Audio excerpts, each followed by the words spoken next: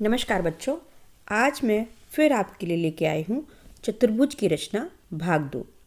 आज इसमें हम सीखेंगे चतुर्भुज की रचना करना जबकि 3 भुजाएं और 2 विकर्ण ज्ञात हों। तो चलिए देखते हैं चतुर्भुज की रचना कैसे की जाती है जब 3 भुजाएं और 2 विकर्ण पता हो। तो सबसे पहले हम प्रश्न लेते हैं।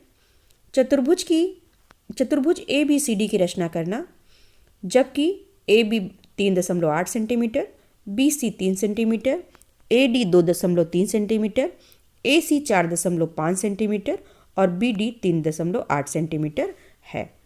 CD की माप नापकर ज्ञात करना है। तो बच्चों सबसे पहले हम जो चतुर्भुज की नाप दी हुई है एक रफ में उसकी रचना कर लेते हैं। सबसे पहले हम रफ में AB 3.8 खींच लेते हैं। BC जो कि 3 सेंटीमीटर है उसको ड्रॉ कर लेते हैं और AD की लंबाई दी हुई है 2.3 सेंटीमीटर, वो ड्रॉ कर लेते हैं। AC 4.5 सेंटीमीटर और BD जो कि दोनों ही विकर्ण है, AC और BD विकर्ण है, विकर्ण BD है 3.8 सेंटीमीटर और CD की माप हमको ज्ञात करना है। ये हमने रफ में सबसे पहले बना लिया। उसके बाद पेंसिल लेकर के स्केल से सबसे पहले हम AB रेखाखंड AB जिसकी नाप दी हुई है 3.8 सेंटीमीटर, उसको स्केल से हम 3.8 सेंटीमीटर रेखाखंड खींच लेते हैं जिसका नाम हम रख देते हैं AB। उसके पश्चात AB रेखाखंड बनने के बाद हम गोला प्रकार में अपनी पेंसिल को सेट कर लेते हैं और चूँकि हमको BC दी हुई है 3 सेंटीमीटर तो B को केंद्र मान करके एक चाप 3 सेंटीमीटर का लगाते हैं। उसके बाद हम देखते हैं कि AC जो कि दिया हुआ है 4.5 और AD दिया हुआ है 2.3। अब हम A को केंद्र मानकर 2.3 सेंटीमीटर की नाप लेकर के एक चाप लगाते हैं। अब हम देख रहे हैं 2 चाप लग गए हैं। अब AC हमारा दिया हुआ है 4.5 सेंटीमीटर, उसको नाप लेते हैं और A को केंद्र मान करके एक चाप लगाते हैं 4.5 सेंटीमीटर का, जिससे हमको बिंदु प्राप्त होता है C। अब बिंदु C प्राप्त हो गया है तो BC को मिला देते हैं, बिंदु B और बिंदु C को, जिससे हमको BC रेखा प्राप्त हो गई है। अब हमें पता है BD यानी कि जो विकर्ण दूसरा है उसकी लंबाई है, उसकी दूरी है 3.8 सेंटीमीटर।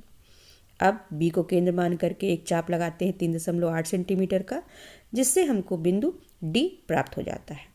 अब A बिंदु और D बिंदु को स्केल की सहायता से मिला देते हैं।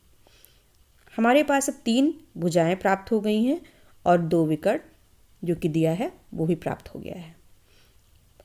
BD विकर्ण हम मिला देंगे जिसकी लंबाई है 3.8 सेंटीमीटर।